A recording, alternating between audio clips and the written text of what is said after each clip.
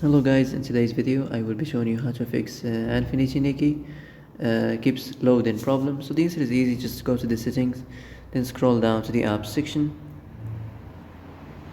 and then go to the search and search Nikki, and then go to the storage, and here you will find this clear cache option. Click on it. Now you can go check it if it worked, and if it didn't you can try to restart your phone or turn the Wi-Fi off and on, or the Bluetooth or the airplane mode. Also you can try to clear data, but be careful. If you clear data, all this application's data will be deleted. This includes all files, the settings, the accounts, the databases, etc. So be careful if you want to clear your data.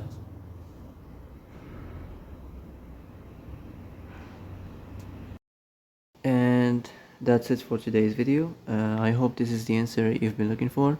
If you like this video, don't forget to like and subscribe, and see you in the next video.